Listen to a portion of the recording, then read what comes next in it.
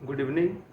Politics पर चर्चा में आज हम लोग डिस्कशन करने जा रहे हैं CUET PG पॉलिटिकल साइंस में इंडियन गवर्नमेंट एंड पॉलिटिक्स के कंटेंट्स के विषय में कि इंडियन एंड गवर्नमेंट पॉलिटिक्स में आपको क्या क्या सिलेबस में दिया गया है और जो प्रश्नों की प्रकृति होगी वो किस प्रकार की होगी और इन प्रश्नों को करने के लिए आप किस उपागम से किस तरीके से चलें ताकि आप अधिक अच्छा रिजल्ट अपना दे सकें, अधिक बेहतर प्रदर्शन कर सकें।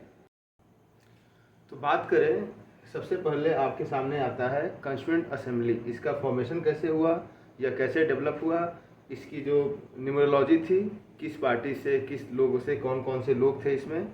फिर सबसे पहले भारत के संविधान के लिए एक संविधान सभा हो, इसकी कल्पना किसने की, किस व्यक्ति ने या किस पार्टी ने, आपको ये जानना होगा। उसके साथ ही साथ कैबिनेट मिशन प्लान में या जो अन्य प्लान्स आए हैं ब्रिटिश गवर्नमेंट के द्वारा, उसमें भारत के संविधान सभा के विषय में क्या बात कही गई है उसको जानना होगा। फिर इसकी सबसे पहली बैठक कब हुई, कितने दिनों का, कितने वर्षों का समय लिया इसने और किस प्रकार से संविधान का निर्माण हुआ, इसमें कौन कौन सी कमिटीज़ थी, उन कमिटीज़ के कौन कौन से अध्यक्ष थे और कौन कौन से मेंबर थे। आपको ये सारी चीज़ें इस कॉन्स्टिट्यूएंट असेंबली के पोर्शन में डिस्कस करना होगा, समझना होगा, उसको कहीं ना कहीं से पढ़ना होगा। फिर बात आती है पार्लियामेंट की। अब पार्लियामेंट की बात आती है तो सबसे पहले कि पार्लियामेंट का जो ऑर्गेनाइजेशन है वो क्या है। जैसे हम बात करते हैं प्रेसिडेंट, राज्यसभा, लोकसभा, चलिए ये तो इसका फॉर्मेशन हो गया, इसका ऑर्गेनाइजेशन हो गया। इसके साथ साथ आपको थ्योरेटिकली भी ये पता होना चाहिए कि जो भारतीय राजनीतिक व्यवस्था है वह पार्लियामेंट्री फॉर्म ऑफ गवर्नमेंट को एडॉप्ट करती है। फिर इसके अलग अलग तरीके के जो प्रावधान हैं, जो संविधान में इसके लिए अलग अलग से आर्टिकल्स हैं जिसमें इसके पावर्स के बारे में बातें की गई हैं, उसमें भी पार्लियामेंट अगर सीधे सीधे आपके सिलेबस में है तो आप ये मान के चलें कि आपको ये भी देखना होगा कि लोकसभा का स्पीकर, राज्यसभा का जो सभापति है, उनके क्या क्या कार्य हैं, इससे जुड़ी हुई जो कमिटीज़ हैं उनका क्या काम है, उनका फॉर्मेशन कैसे होता है, उसके मेंबर्स किस सदन से आते हैं, ये सारी चीज़ें आप पार्लियामेंट वाले पार्ट में डिस्कस करेंगे, उसको अंडरस्टैंड करेंगे, उसको समझेंगे। कैबिनेट को आप ऐसे समझें कि पार्लियामेंट्री फॉर्म ऑफ गवर्नमेंट में प्राइम मिनिस्टर जो है वह कैबिनेट का चीफ होता है और इसमें अलग अलग विभाग के अलग अलग मंत्रालय होते हैं जिसको उस विभाग का मंत्री जो है उसको गवर्न करता है। तो कैबिनेट जो है आपके संविधान में जहाँ जहाँ इसका उल्लेख है और जो इसका कार्य निष्पादन है आपको उसका भी अध्ययन करना होगा। अब हम बात करें प्राइम मिनिस्टर की। चूँकि पार्लियामेंट्री फॉर्म ऑफ गवर्नमेंट में दो तरीके के प्रधान होते हैं, जैसे हम एक कह सकते हैं कि एक राज्य का प्रधान होता है और एक शासन का प्रधान होता है। राज्य का प्रधान प्रेसिडेंट होता है जबकि शासन का प्रधान प्राइम मिनिस्टर होता है। तो प्राइम मिनिस्टर के लिए 74, 75 और 78 यह 3 अनुच्छेद हैं भारतीय संविधान में।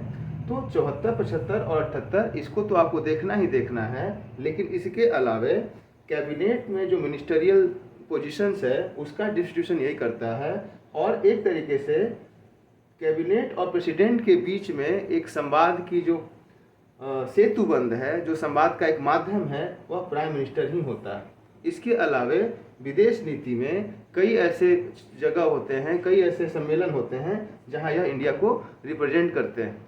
तो एक तरीके से आपको प्राइम मिनिस्टर के जो पावर्स हैं, जो उनकी रिस्पॉन्सिबिलिटीज़ हैं, जो उनका वर्क है, वो सारी चीज़ें आपको इस पोर्शन में देखने की आवश्यकता होगी। देन प्रेसिडेंट, अगर हम थ्योरेटिकली देखें, अगर हम सैद्धांतिकी से देखें चीज़ों को, तो भारतीय संविधान में या जहाँ भी पार्लियामेंट्री फॉर्म ऑफ गवर्नमेंट होती है वहाँ पे राष्ट्रपति का जो अधिकार है बड़ा ही सीमित होता है। लेकिन भारतीय संविधान में अगर आप देखें तो राष्ट्रपति से संबंधित एक बड़ी लंबी सूची है उसके अनुच्छेदों की कि एक राष्ट्रपति होगा, उसका ये अधिकार है, वह जब कई प्रकार के उनके पास पावर्स हैं। तो आपको एक लिस्ट भी देखनी होगी कि अब तक कब से कब तक कौन व्यक्ति राष्ट्रपति के पद पे रहे। और कभी कभी ऐसे सीधे सवाल भी आ सकते हैं कि कलाम सर कितने नंबर के राष्ट्रपति थे, अभी जो राष्ट्रपति हैं उनका कौन सा नंबर आता है। तो इस तरीके के भी सवाल आपसे सीधे तौर से पूछे जा सकते हैं। पहले राष्ट्रपति का नाम, लेकिन इन सब के अतिरिक्त राष्ट्रपति के न्यायपालिका के साथ और राष्ट्रपति के पार्लियामेंट के साथ जो संबंध हैं उससे संबंधित अनुच्छेदों को जरूर देख लें, क्योंकि इस तरीके के सवाल आते हैं कि अगर वह न्यायिक सलाह लेना चाहें तो न्यायपालिका से ले सकते हैं और यह किस अनुच्छेद के अधीन है, इस प्रकार के सवाल भी आपसे पूछे जा सकते हैं। अब बात करें हम उसके आगे स्टेट गवर्नमेंट की, तो बेसिकली अगर हम कहें तो governor, chief minister and again cabinet, ये 3 इंस्टीट्यूशंस हैं जो कि स्टेट गवर्नमेंट को कहीं ना कहीं ज़्यादा अच्छे तरीके से डिफाइन करते हैं। तो गवर्नर, चीफ मिनिस्टर और स्टेट की जो कैबिनेट है उनका रोल क्या है, इसको भी देखना है। गवर्नर के संदर्भ में भी एक तरीके की बात आती है कि वह प्रेसिडेंट और चीफ मिनिस्टर के बीच में कहीं ना कहीं अपने आप के संवाद को प्रेषित करते हैं। इनको देखने के बाद फेडरलिज्म को थ्योरेटिकल और प्रैक्टिकल दोनों ही पर्सपेक्टिव से देखने की आवश्यकता है। जब भी फेडरलिज्म की बात होगी तो आपके जेहन में कहीं ना कहीं यूएसए आएगा, वहाँ के फेडरलिज्म को इंडियन फेडरलिज्म से कंपेयर करते हुए। साथ ही साथ भारत के संघवाद को किन विद्वानों ने किस प्रकार से देखा है, कोई इसे क्वेसी फेडरल कहता है, कोई इसे यूनिलेटरल फेडरल कहता है। तो अगर ये सारी जो शब्दावलियाँ हैं वह किस विद्वान ने दी है, आपको यह जानने की आवश्यकता होगी। उसी प्रकार से भारत में दोहरी नागरिकता का प्रावधान नहीं है, यह इसका एक अपवाद है, यह आपके जेहन में होना चाहिए। कभी कभी आपसे सीधे ये सवाल पूछ लिया जा सकता है कि इनमें से कौन सी भारतीय संघवाद की विशेषता नहीं है। आपके पास 4 ऑप्शन होंगे: लिखित संविधान, सर्वोच्च न्यायपालिका और शक्तियों का विभाजन। चौथा ऑप्शन या तीसरा ऑप्शन ये हो सकता है दोहरी नागरिकता। तो दोहरी नागरिकता आपका करेक्ट आंसर हो सकता है। इसके साथ साथ भारतीय संघवाद किस देश के संघवाद के ज़्यादा करीब है। अब आपके सामने फिर से 4 देशों के ऑप्शन आ सकते हैं: यूएसए, कनाडा, स्विट्जरलैंड। तो इस तरीके से आपको करेक्ट आंसर कनाडा की तरफ मूव करना होगा। तो ये छोटे छोटे जो चीज़ें हैं, ये छोटे छोटे सवाल जो हैं, ये आपसे पूछे जा सकते हैं और आपको इसके लिए तैयार रखना है। इसके साथ साथ फेडरलिज्म के जो ट्रेंड्स हैं, जैसे कभी कभी आप देखते होंगे कि केंद्र अधिक शक्तिशाली है, कभी राज्यों की शक्ति बढ़ जाती है, कभी केंद्र और राज्यों के संबंध अच्छे होते हैं और कभी एंटागोनिज्म होता है। तो इन सारी चीज़ों को भी अपने ध्यान में रखने की आवश्यकता है। Next, political parties, national and rural. अब हम कहें कि राष्ट्रीय और क्षेत्रीय जो दल हैं उनको आप कैसे देखें, तो इसके लिए सबसे ज़रूरी है कि आप 12वीं क्लास के एनसीईआरटी की किताब को देख सकते हैं, जिसमें आपको एक ब्रीफ हिस्ट्री, मतलब एक चैप्टर है उसमें बहुत छोटा सा, उसमें आपको ब्रीफ हिस्ट्री मिल जाएगी कि पॉलिटिकल पार्टीज़ कौन कब इस्टेब्लिश होता है और उनका जो एक छोटा आपको इंट्रोडक्शन मिल जाएगा कि उनकी आइडियोलॉजीज़ क्या हैं। तो कहीं ना कहीं दूसरी तरफ वो डिफिनेशन भी मिल जाएगा कि कैसे क्षेत्रीय दल जो है वो राष्ट्रीय दल में कन्वर्ट हो जाते हैं। 6% वोटिंग परसेंटेज का या 4 राज्यों में उनका सरकार होना, ये सारी चीज़ें कहीं ना कहीं आप अगर समझें तो आपके लिए बेहतर होगा और एनसीईआरटी का वो एक छोटा सा चैप्टर आपके काम आ सकता है इसके। अब बात करें इलेक्शन की। अगर आपके सीयूईटी के सिलेबस में सिर्फ इलेक्शन शब्द का इस्तेमाल हुआ है तो आप समझिए कि यह बहुत छोटा नहीं है।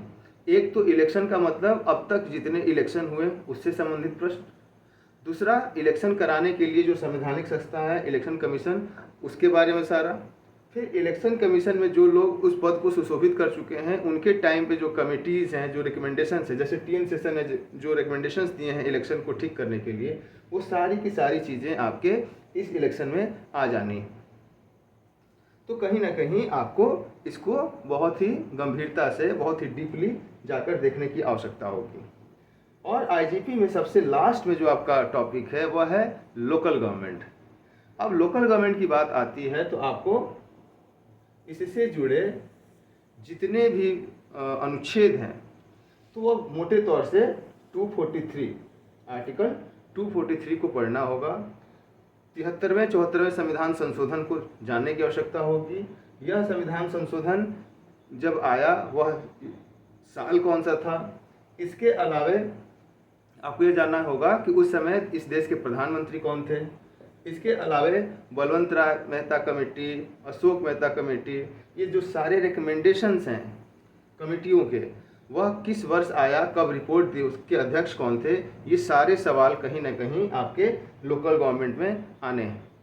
इतना ही नहीं, इसके साथ साथ सबसे पहले यह किस ज़िले में स्टार्ट किया गया, तो आप इसके लिए भी आपने जो पढ़ा होगा उसमें आपने देखा होगा कि राजस्थान का नागौर जिला है जहाँ पे पंचायती राज व्यवस्था को सबसे पहले एक्सिक्यूट करने की कोशिश की गई थी।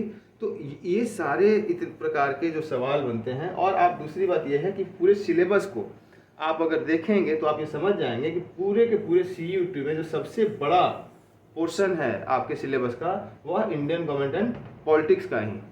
अब इंडियन गवर्नमेंट एंड पॉलिटिक्स के सिलेबस के बड़े होने का आपको लाभ भी है और आपको नुकसान भी है। लाभ ये है कि कहीं ना कहीं आप अन्य क्षेत्रों की तुलना में इंडियन गवर्नमेंट पॉलिटिक्स से ज़्यादा परिचित हैं, लेकिन साथ ही साथ इसमें इतने अधिक फैक्ट हैं कि वो आपके लिए कहीं ना कहीं एक मुश्किल भी पैदा करता है।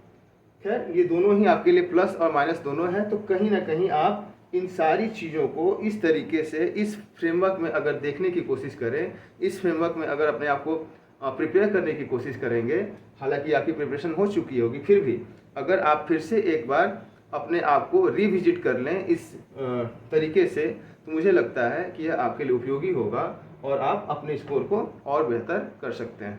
तो आज के लिए इतना ही, हम कल फिर मिलेंगे, तब तक के लिए धन्यवाद।